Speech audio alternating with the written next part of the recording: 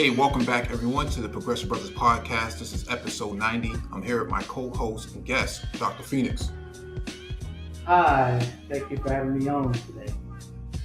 Make sure you like the video, share the video if possible, and hit that notification bell so you get all the updates from the Progressive Brothers Podcast. Also, make sure you follow us on Twitter at brothers_podcast. So today's topic today is the recent discovery of Omicron, which is a variant of COVID-19. And this new discovery came out of South Africa by grassroots researchers who were tracking all sorts of diseases because they have a mass surveillance system that has been put in place to track different variations of diseases in that area. And they discovered what they considered to be a new variant, which is called Omicron. And what I think is happening now is that because we're not in lockdown, because a lot of people are not masking up, they're not using PPE, and various other methods of identification for their status, we're now running into new mutations. Dr. Phoenix, welcome to the show, and let me know, or what do you think is happening right now with Omicron? No, again, thank you for having me on. I really appreciate it. So right now, what's going on with Omicron? All the transformer jokes aside, to be honest, it's a new variant. There's not much data out other than what's available through a few sources as well as the WHO. Currently we have about 11 or so cases that have been officially diagnosed here in the U.S. The most recent one just occurred in Atlanta today, a few hours ago. This was an individual that flew in through Hartsfield. I think it was a female, flew in through Hartsfield, Jackson. Had recently had been to South Africa, and they tested positive for the Omicron. Now, with that said, the key thing in mind here is that this is quickly becoming. I don't want this to become a thing where people are saying, "Well, it's South Africa. All of this is South Africa's fault." All this mutation is coming out of South Africa because they just don't have best practices. No, that's not exactly what's going on at all. Part of what's happening in South Africa, which is actually kind of shameful when you consider just how far fewer resources they have than the U.S., is that you mentioned it earlier. South Africa has a massive surveillance system, so they do far more genomic testing than the U.S. Again, when you think about it in the context of the contemporary context, you have to ask yourself, when was the last time you've even heard them mentioning COVID testing on television to any real extent, where this is a massive national federal undertaking? That those conversations are not even really happening anymore. Certainly not. You certainly are. You're hearing more about it in the ancillary in the national media, but in Africa, in South Africa specifically, they have a massive surveillance system, and they're doing far more genomic testing, and it's through that genomic testing that they were able to discover this new variant of COVID, a SARS-CoV-2 virus known as Omicron. Great information. Now, from what I understand of South Africa is that 13% of their population is impacted by HIV.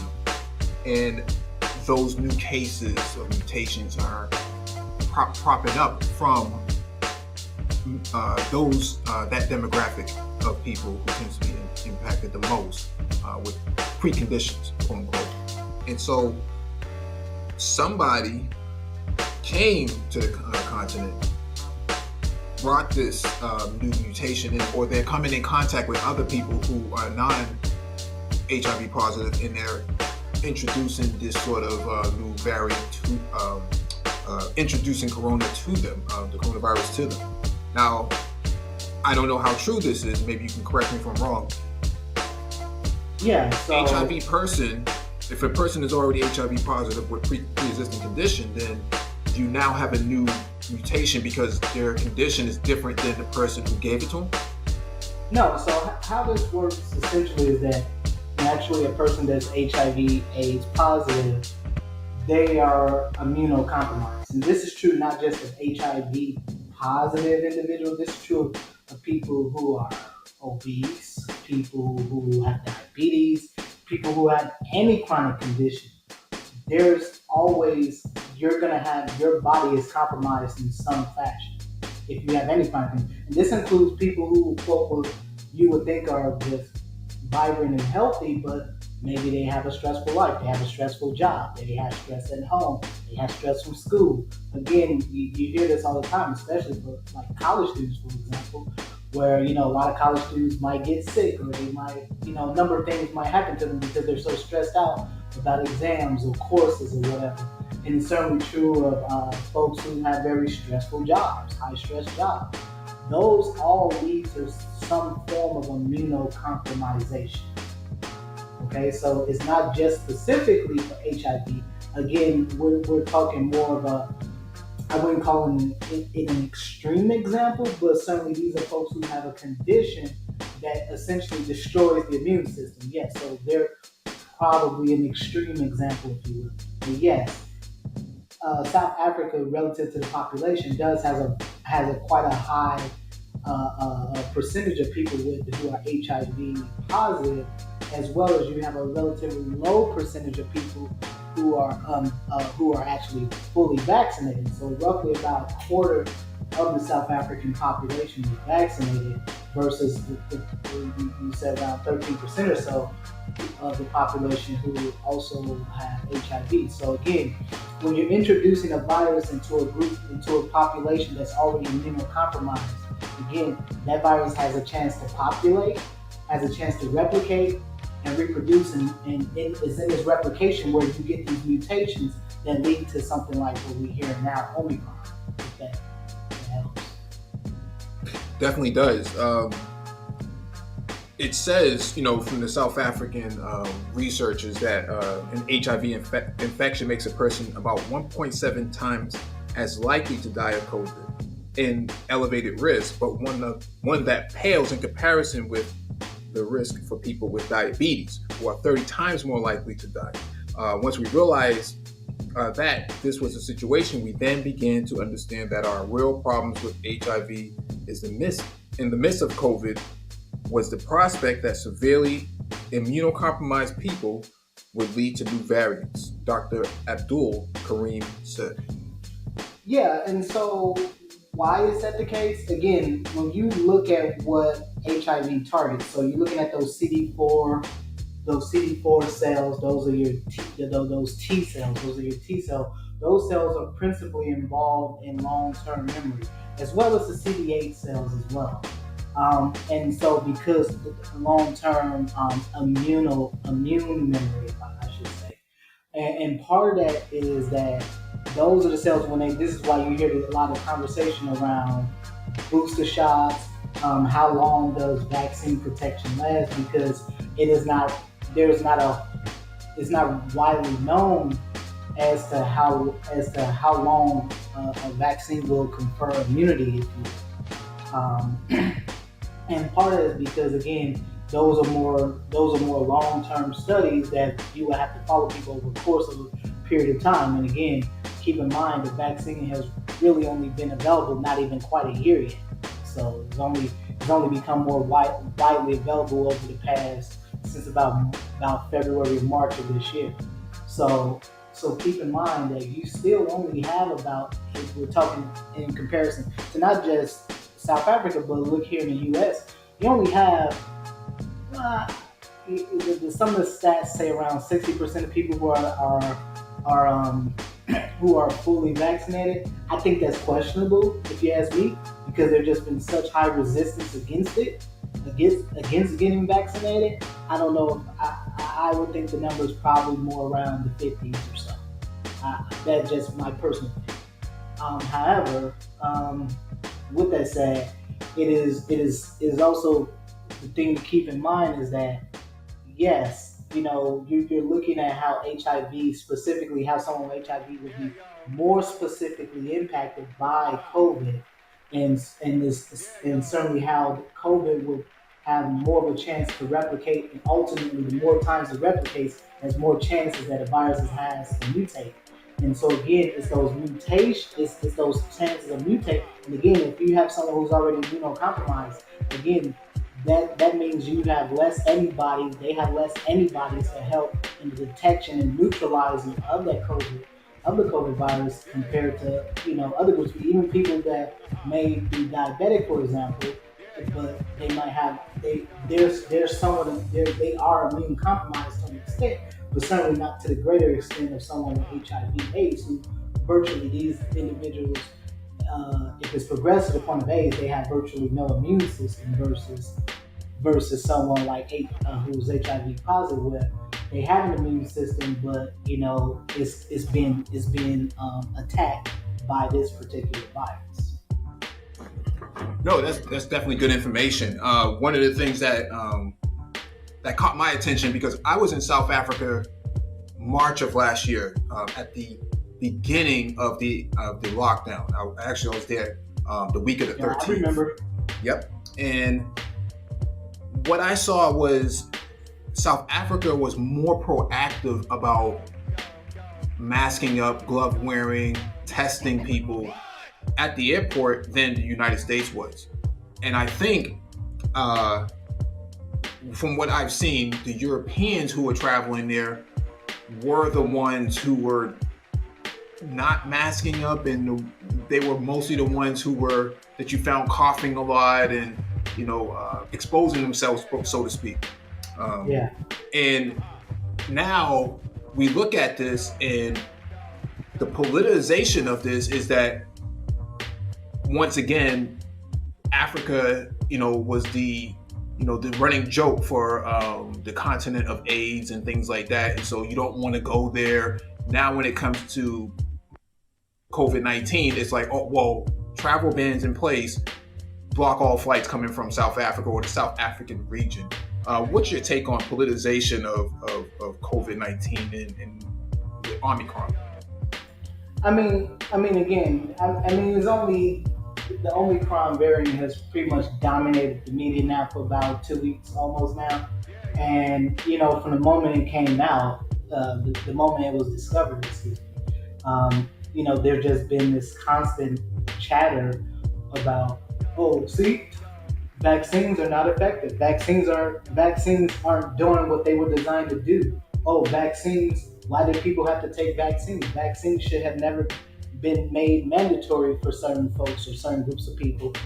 And again, that part of that discussion, the reason these comments or these discussions around, the politicization of Omicron has been specifically around the vaccine and the vaccine mandate.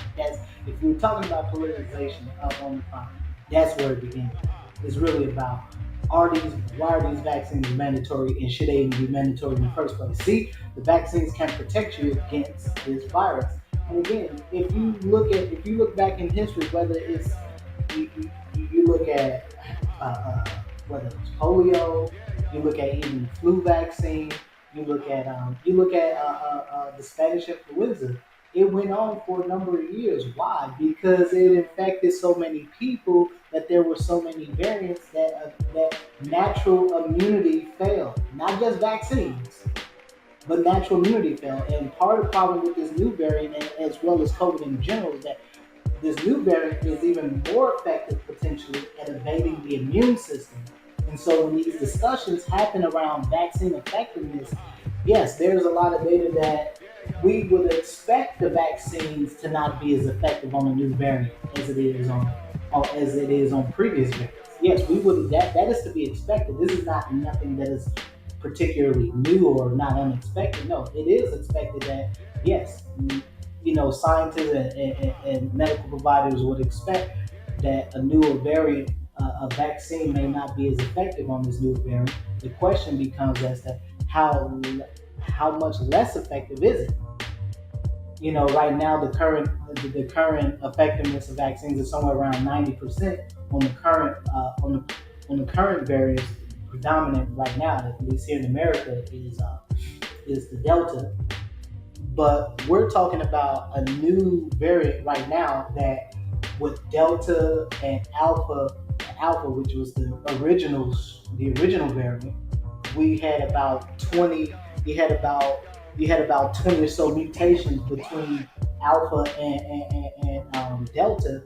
However, this Omicron variant has upwards of 50 plus mutations, and that's not even including the mutations that's suspected to occur with the spike protein, which is the protein that interacts with the ACE2 receptors.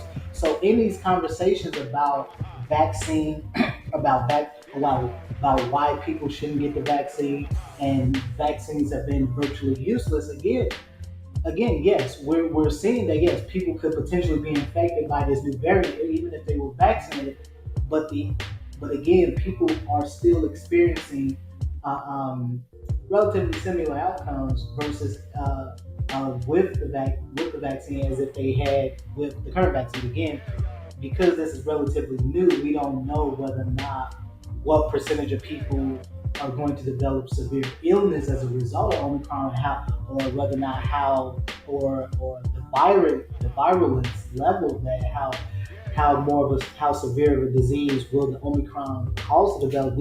There's no real information on that, because again, this is a new variant. There's not a lot of studies. You would need to observe people over a longer period of time to really have a good gauge of that. But in terms of the politicization, this is to be expected.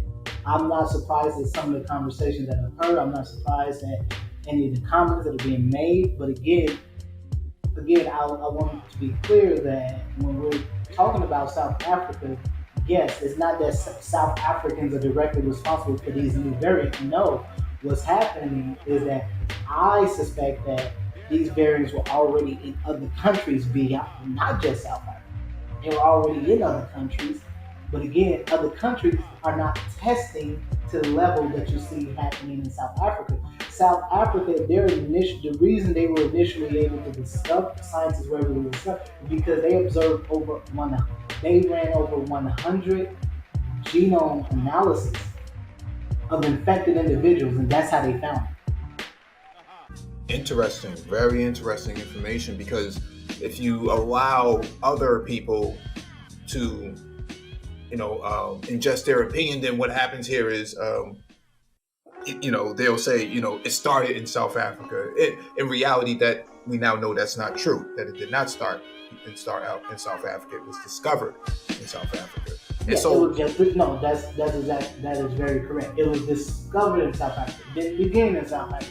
It was discovered there because it was also almost concurrently discovered in a number of European nations, and I'll argue it was already here in the U.S. prior to any positive patient, prior to anybody testing positive for this variant. I think a very good argument can be made that it was most likely already here. And again, right now, what's happening in the U.S. is that now that you have a massive undertaking by the CDC where they're examining tons of sewage water, wastewater, I should say, for traces of this Omicron variants. Why would they do that? Here's why they would do that. Because through the natural process of replication of a virus replicating, it goes through a process called shedding. So kind of think of shedding like when people kind of like a snake kind of shedding their skin, if you will, or sometimes when people have very dry skin, they can shed skin, or even something like that. Viruses go through something similar where as it's replicating, it goes through a whole process of shedding. Basically, when people cough or sneeze or whatever, those viral particles leave your body through the process of shedding, and they can get into groundwater, into wastewater, and such like that. And so again, the remnants of that shedding are actually the nucleic acids, and that's why testing. That's why they test water. That's why they test wastewater. Is because those viral particles end up ultimately in the wastewater, and they're looking for those nucleic acids. Just to put some clarity on some of this and how these variants get discovered. Yes, you have to run a massive number of tests. And so again, for a small country like South Africa to do what the U.S. should have been doing for the last 2 years now says a lot more about really the progressive nature of South Africa, or at least in this case of them staying on top of COVID-19 and its mutations, versus the U.S. has had this very passive wait-and-see approach. And again, there's no political will in this country to truly mandate to mandate the vaccine. There's certainly if you've gone out over the past couple months, you probably see next to nobody wearing a mask. So even if you had a vaccine, it'd be irrelevant anyway. It wouldn't matter anyway, because people aren't even doing the basic not even observing the basic protective measures. That's interesting you bring that up. I just actually returned home from a store called Micro Center. I was going to head there now. I was going to head there when we were there. Yeah. About 20 minutes from me. Yeah, and what I see is that your Caucasian customers don't want to mask up. And so what they do in Micro Center is they have hand sanitizer, they have gloves, and they have masks up front. And these sort of customers are just walking right past it and not actually utilizing the free resources that's there, even though there's a state mandate that's coming in terms of vaccine passports.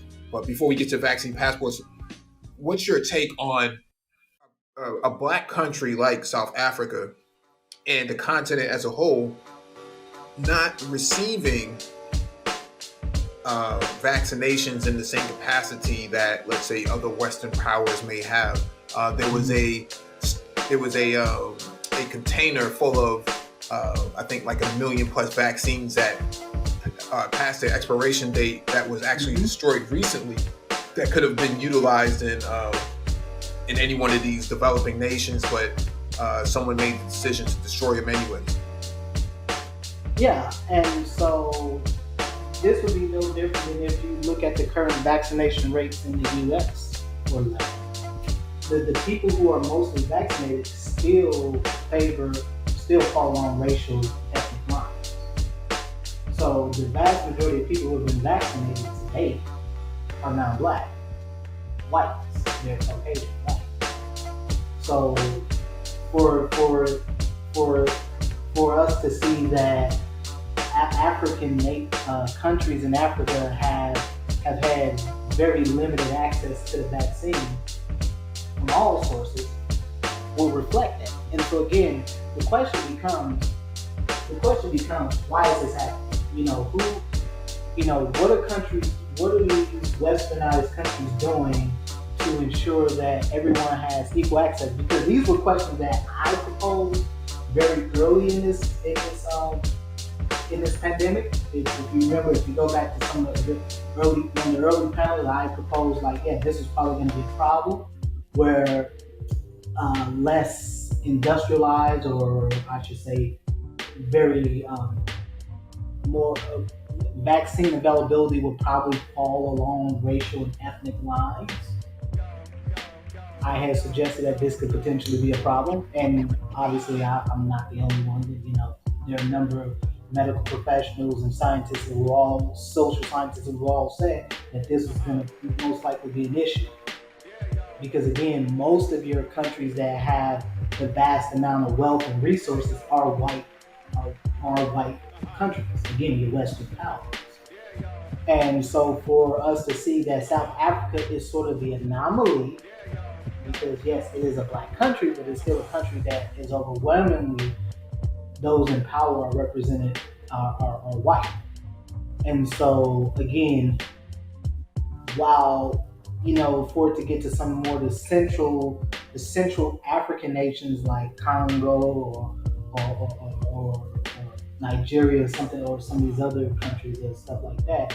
Yes, I'm not surprised to see that. I'm not surprised that this continues to be a problem almost 2 years into the pandemic. Actually, we are 2 years into the pandemic. Truth be told, I mean, some of the first cases from that popped up in the U.S., but people didn't know it then, were back in November of 2019.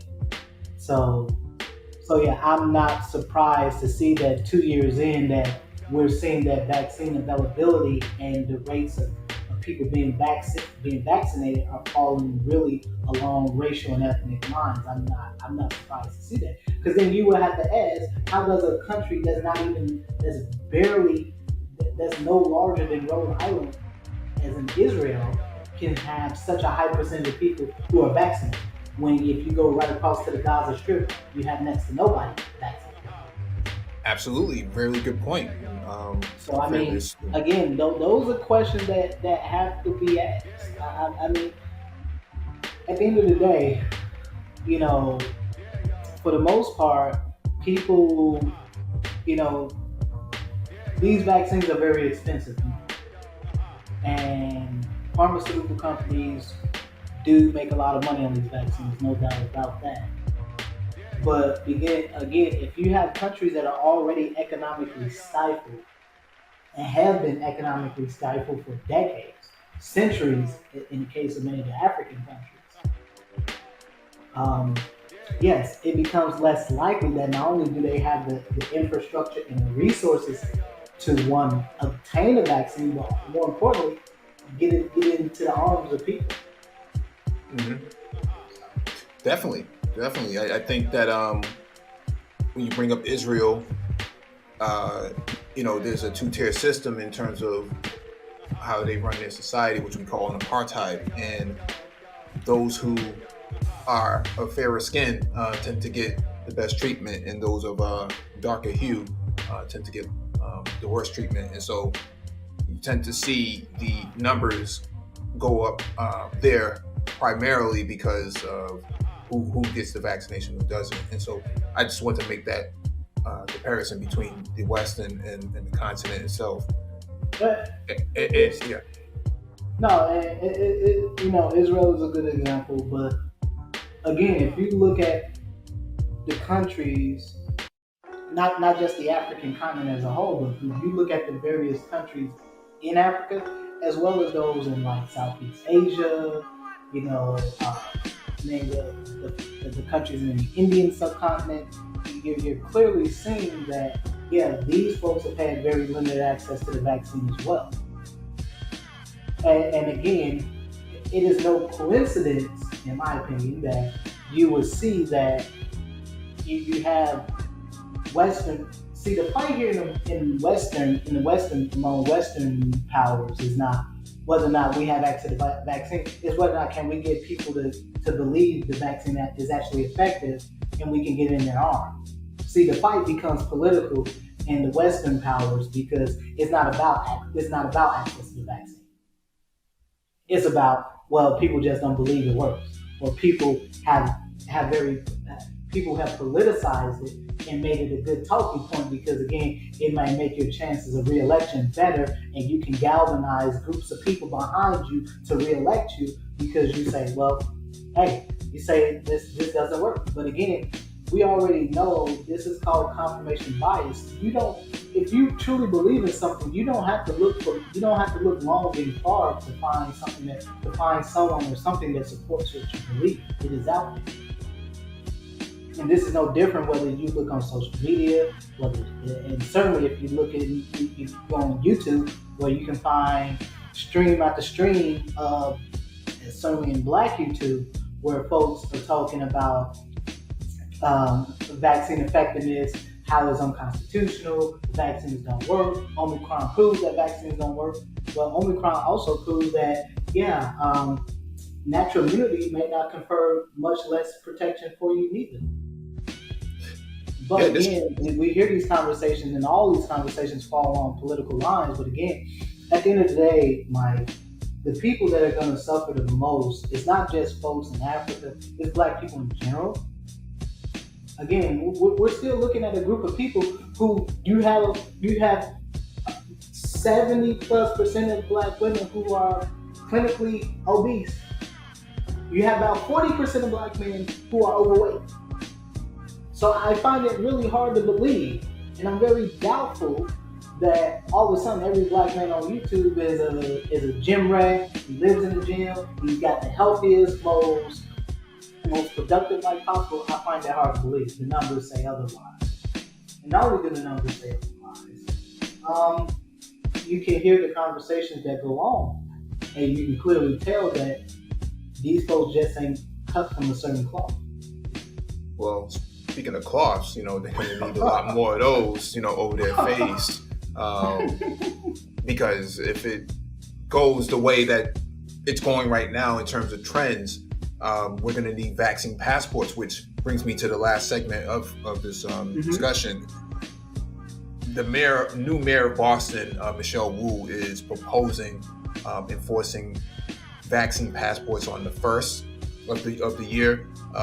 Same thing is happening right now in New York under de Blasio, and soon to be Eric Adams. The new mayor takes over that potentially vaccine passports. And vaccine passports, for those who don't know, it's not for traveling so much out in and out of the country, but going into certain venues, you may not be admitted if you don't have a passport that says that you've been tested and vaccinated. What's your thoughts on vaccine passports? It's only a matter of time, because again, we're seeing so many variants, and at least with this Omicron variant, some of the preliminary data out suggests that it may be more effective. It may have a higher infective rate. But I think this is something that, because again, there's no political will in this country, and certainly the current president has not had the will to truly institute a national vaccine mandate, as to where his counterparts, for example, in Germany, I don't know if you're familiar with this, but Germany recently has just said that they're about to mandate, they're about to mandate vaccine passports, but they're about to pass it through their parliamentary system, where it's going to be a national mandate.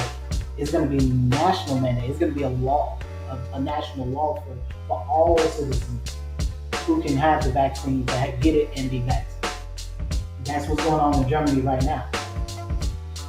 And you're seeing a number of other European countries that are having similar talks. Now here in America, where the rule of law, the rule of the land is that, well, basically, if you got a microphone and a video camera, you can say whatever you want to say, no matter how ridiculous or how silly it sounds, or just even how unproven it is. But because apparently in America, because so-called freedom is this right of everyone, and no matter how silly or how ignorant or how dangerous it is, there's never been any real political will to institute such a right. So no, now it's falling on states to do what the federal government should have done. And again, it becomes even more politicized, because now it's going to be red state versus blue state. Blue states are saying, hey, we're going to follow whatever the science is recommending. We're going to stick with that. Red states will say, well, this is infringing on our rights and freedoms as good old Americans. And of course, a certain contingent of black males who run to that. Yes, that makes a very good point, because from what I've seen, the Black COVID Task Force here basically will ask you a battery of questions. Having been tested, when's the last time you've been tested? Do you have any symptoms? And also, what's your state of being in terms of transitional assistance? Are you homeless? Are you not? Are you working? Are you not? Do you have enough money to cover, XYZ,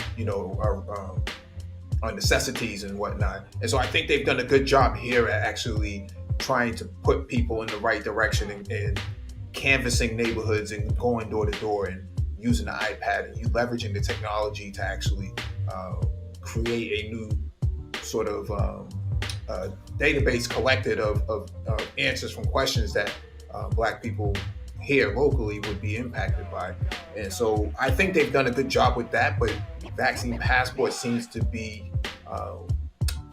racially challenged as well as politically challenged, as you mentioned earlier, the politicization aspect of it. I think that is going to be really a determining factor in 2022, and that could determine political outcomes as to which governor, which mayor, which politician supports the passport versus doesn't.